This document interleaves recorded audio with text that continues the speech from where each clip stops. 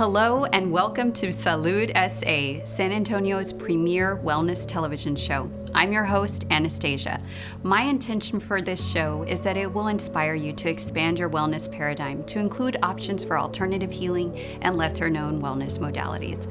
I am super excited today because in this episode, I'm interviewing Becca and Christy of Two Hoes Gardening, and we're discussing how outdoor gardening is also cultivating your inner garden. Are you ready?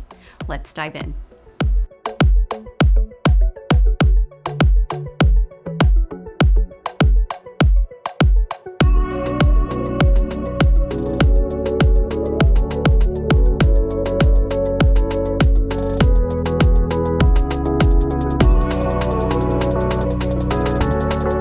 Welcome, Becca and Christy. Hi everyone, I'm here with Becca and Christy, who are the owners of Two Hoes Gardening. And today we're going to talk about intentional gardening, which is their mission. But before we get into that, let's back up a little bit and talk about your journey and what brought you here to this point. How did you get interested in gardening? Okay, well for me, I've gardened since I was little, just around my grandparents, and then I taught for 12 years, and I taught life skills as a special ed teacher, and we did a lot of life skills. We did a lot of life skills related to gardening and using the garden for cooking and other things, health. So that's how I got started, and I really loved it. And what kinds of things did your grandmother grow? She grew a lot of herbs, and so sometimes we would do mints and things like that. But also we did a lot of like corn, bean, and squash, the three sisters that we've talked about before. Oh, and, yes. So we did a lot of those and just kind of fun things. Nice. And you grew up here in San Antonio, correct? Yes, I did. Awesome. Mm-hmm. What about you, Christy? For me, man, I feel like since as far back as my memories go, I've always explored and did anything that was outside, playing in ditches or the parks or mini stub toes and skin knees, just playing in general in nature. I feel like gardening really has always been a part of like our family. We've always had like a backyard garden with our basic kitchen essentials. Gardening, I feel like, really became a thing for me in high school, just connecting and understanding that like just the simple act of going outside to water was something that was it helped me to focus and be present and kind of wind down from the day. And so that's where gardening kind of hit home for me. Shortly, like in my late teens, moving out on my own, it was just like I needed to get a garden going for myself. And my friends and things would always reach out to me to help them out with their plants or get their sick plants healthy again. And it's just something of me. It's something of my heart. Yeah. What else? Didn't you say also you lived on a co-op, right? No, I lived on a permaculture farm out in the White Mountains, and for 2 years with my daughter, and just that's not the easiest environment to grow anything. It's essentially a 2-month growing period. Otherwise, you're dealing with some harsh, mountainy, high desert, northern Arizona weather, and so that's permaculture. I didn't realize that was a word. Before that experience, really. But it just hit home for the practices that I had been raised using, and then my concepts and what just felt natural. You're essentially working with your environments and observing and what's the word? You're building up the ecosystems essentially, and you're building ecosystems, rehabbing them, and creating little microclimates. So I fell in love with that immediately, just having that farm to explore and connect on a deeper level of what that means, and understanding that it's more than gardening and farming with those kinds of practices. It's a way of life. It's a mental health and overall spirit maintenance and medicine is what I discovered, and it's something that is in all of us. And I wanted to share that when I got back to the city. And so that was like 2016-ish, I guess, when I got back to San Antonio. And I thought I would do some different kind of adulting, and that was just not that was not good for my heart. And so I decided that I needed to fall back into start gardening and farming again. And I discovered the Circle School, and that's where my kid goes to school. And they were looking for a garden teacher at the time, and I was available to do that and help them to get a gardening program started 4 years ago. And with that, I found, once again, just the permaculture principles super beneficial, and nature studies and environmental studies and gardening was such great schooling and therapy and for the kiddos. I noticed immediately that they responded to it, and it really helped like some of our more wiggly kids or spirited kids, mine included, and I think that's where I tapped in so much too. I was always wiggly and just high energy, and it's a sacred space for me. Yeah, that's amazing. Okay, so then you both met at the Circle School then. So the Circle School is a place here in San Antonio then, and it's a school, and you both actually have experience there. So what makes that school different than a regular public school? Is it a charter school? Is it a... It's a private school. It's a private school, okay. It is. It goes from pre-K 3 to 8th grade, and it just really is geared in oral storytelling and a lot of outside time. The pre-K program has a lot of Montessori elements to it, and then as time goes on, also a lot of like Waldorfy and what else? Like Montessori type techniques. Rudolf Steiner. Well, that's the Waldorf one. Oh. I'm sorry. And then Nicholas Roerich. So influences from them, Reggio as well.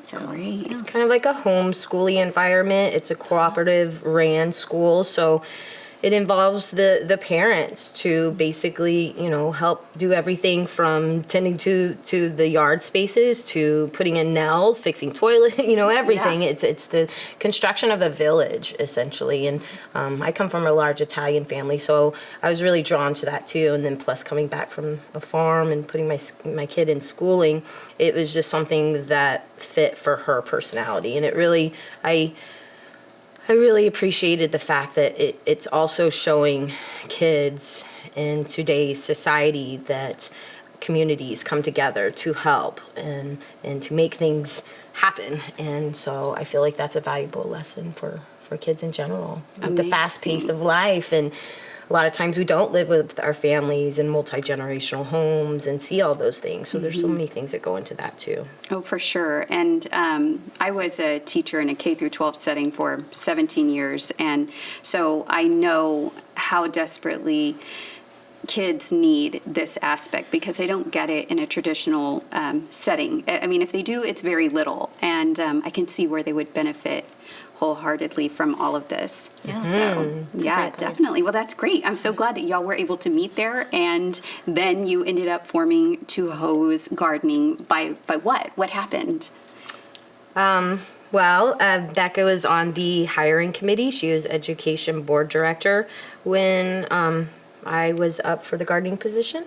So that's where essentially we met, and just over the years in the garden, teaching her kids, and in the co-op, we became friends. And a few months before we knew the pandemic was hitting, we both talked about maybe forming a business together on the side. And then the pandemic hit, and everyone was giving us calls individually just because we're the gardeners and our friends or community groups. And we were doing a lot of just like service like that over the phone or video chatting with people, trying to help them. And Two Hoes was born. Yeah. We discussed, are we serious about this? Let's go. It's time. And so That's what amazing. happened. So did y'all gradually taper off from your responsibilities at the school, or did you just make a clear cut and jump in like 100% into Two Hoes Gardening? And Yeah, the idea was that it was going to be a part-time thing, like that. Maybe we would have like weekend jobs or something like that. But I was still working full-time. When quarantine hit, I was working at SAISD still, and when that happened, everything was on hold, everything was online. And so then it just started to be about, well, we kind of have some free time during the day. Let's just go ahead and do this. And we would get calls and emails, and then I think we were both like, well, this is not going to work part-time. Yeah. So then I put in my resignation as well, like through the school, and Christy did too. So great. And now you're full-time operation. And now we're a full-time operation. That's amazing. Well, if you are just tuning in, I'm here with Christy and Becca of Two Hoes Gardening, and we're about to dive in to talk about cultivating our inner garden, and also to talk a little bit about their mission with intentional gardening. So what are your favorite offerings, or what are your favorite projects that you've done over this last 2 years? What kinds of things can you offer the community? All right, my favorite one that we've done, and we've done them all differently. So no two gardens are ever alike. But I love the herb spirals. It's one of my favorite because I love dabbling in herbalism, and so those are my favorite. And I love the purpose of it for people. I love when people tell us what they want. If it's an herb garden, they usually want to do like more medicinal or culinary type things. So it's very functional. So I love that aspect of the gardens that we do. But I also just love it when people like to listen and want to hear from us about what is sustainable and what works for their home. So. Great. So an herb spiral. So what is this? Is it a spiral? Is it flat on the ground, or is this something that is built up? So we've done spirals where they are flat, and it's just we save space for you to walk through, and then the plants are on another side of that. But then we've done some that are raised, and so they do spiral up, kind of like a little cupcake maybe. Yeah. And so, and so those you're not supposed to walk on, but those we've done several, and so we hold them in with rock or whatever is available to use from people's properties. So. Very cool. It's functional too, because essentially I like the raised one. I like the labyrinth flat one. That one's definitely a nice design, but I like the spiral that is up and raised up. For me, I think my favorite part is definitely the consultations and connecting with the clients. I really enjoy that part because I feel like that is a good way for us to see and hear and feel the land space that A will be working with, but B, like, I like the empowerment and the light bulbs that start going off in people's eyes, and the wonder and curiosities, and connecting them really with their land space. That's definitely my favorite part. I feel like that's a good way to also kind of the intentional gardening. I feel like that's a good way to feel out the client too and help them to formalize their journey of creating this grow space for them, so that it's more not just sustainability to where they're feeding or supplementing themselves or growing beautiful flowers, but it's also sustainable for their inner garden and processing, and because we've all been through the ringer recently, and so it's a free therapy in your own yard space that you can make it feasible to your lifestyle, and include the family, or include yourself, your cats, your dogs, whatever it is, so I feel like that's one of my most favorite parts. Also, like when we are trying to explain a job to our clients, I love when they're going through the process with us and forming this, and the excitement that they get once the job is done. It's that's special to me. Yeah, I bet. So Christy and Becca actually go out to your place and will look at your land and help you figure out what you can grow in certain places, and they also show you what you have already. So I saw help them forage around. Yes, Right. I saw some really cool things on your Instagram the other day. Like, what were they, little cucumbers? Like, sometimes you just don't even know what's in your own backyard. Right? Yeah, they're called Cucamelons. cucamelons or Mexican gherkins. they're, the birds just drop them. You can buy them at, any of your nurseries. Sometimes they'll have them out, but right now they're really prolific, and the birds drop them, and wherever they drop them, they just come up. So nice. It's So fun to they find. naturally grow here easily then. Yeah. What is some of the coolest stuff you found on people's land, or have been able to repurpose something that maybe they thought was trash, or what's been the most, or the coolest discovery, I guess?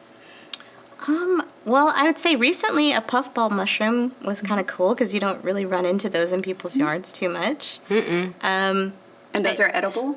This is edible, or this is? I wouldn't eat them, but it's just cool to poke to see. them. And yeah.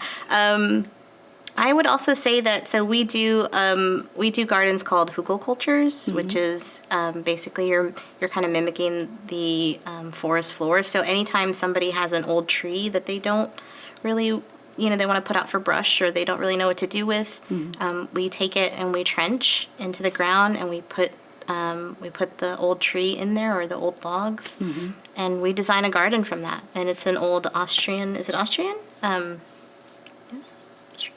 German. Yeah, German or Austrian. It's a way that they used to garden. Really? Yeah. Very cool. Oh, that's amazing. So the options are endless then. So you have people, what's the best way for people to reach out to you then? What do they typically do? What's the process? Usually people email, but sometimes they'll contact us through Instagram or Facebook. And you can also go to our website, where we have a program where you can just put in your availability and match with us, and then we come in. Like a calendar app of some kind, and schedule a time, and you meet the people at their space and go through it. And how long does it usually take, or does that just depend on how big the property is and whatnot? Yeah, I would say roughly anywhere from an hour to 2 hours, just depending on how in depth and conversations that are being had. But a good hour, 2 hours max. Okay, great. Okay, so let's shift a little bit and talk about some of the physical, mental, and spiritual benefits of gardening. And there are so many. So what do you consider some of the positive benefits of gardening? Hi. For me, once again, it's the way of life and the fast pace of everything. That is one space that I can guarantee that I don't have to go anywhere outside of my home and just ground. I mean, just sit on the ground and watch and observe. So it brings me to presence a lot of times. It helps my mind to stop overanalyzing or thinking or whatever that looks like whenever anxieties are running differently throughout the years. What else? I mean, it's go. I think kind of like to say what you were saying. It definitely helps a person ground, but it also kind of helps when I'm gardening. I like to think through a lot of things, and it's just quiet. You have the sounds of your yard, and you're working in the dirt, so you're not really thinking about all the things that stress you out, but you're able to process a lot of maybe lingering anger or sadness. And so I think that's one of the main benefits. But of course, there's always just general health. So if you're growing a cabbage, you're probably going to eat that cabbage and really enjoy it and notice the difference in taste, or notice that the herbs bring a really delicious flavor and benefit to your body. So for sure. And that's got to light up your heart. I mean, if you actually grow something and it makes it, you planted the seed, and now your garden is growing, and you cook that food and share it with, either yourself or just those that you love, that feeling in your heart is definitely a spiritual feeling. Rewarding. It takes time and effort and many different kinds of processes to get something from seed to maintaining and taking care of it and learning the relationship of that plant or food, flower, and then harvesting, remembering to harvest, because a lot of times, you just get so excited, or sometimes you get caught up and we forget to eat from our garden because we're also conditioned to go to the grocery store or the ice house to go grab something really quick. And so that's been something for me too, is like retraining my mind. Even living on a farm, like it took an hour and a half to get to the nearest Walmart or grocery store, but it was still so in my mind, being a city girl, that's where you go to get your groceries. It took like a good year for me to be like, oh wait, we're growing a whole thing of everything that you could possibly need. So that is nice. And with that, there's so much process that goes with that too. It can be on the surface of the production of whatever it is you're growing, but then organically with that presence process, I feel like there's a lot of different things that get processed internally, and it takes a certain kind of focus and effort to connect with your plants, because sometimes we want to overtend, and same thing in other relationships. We overtend and over nurture or whatever, or we under. And so just learning the needs of those plants or your garden space, your land space, it just organically goes into your everyday life and the way you flow and interact with yourself and your environment and community and all of that. Yeah, definitely. And I think we talked about this before too, but one thing that I really love about gardening is that when you plant the seed, you have to have faith that something's going to grow there, and you're going to do your best to take care of it, but we're not digging up the seed to make sure it's growing, right? And and that's part of the process, that letting go, that having faith is just like when we're trying to manifest something into our physical lives.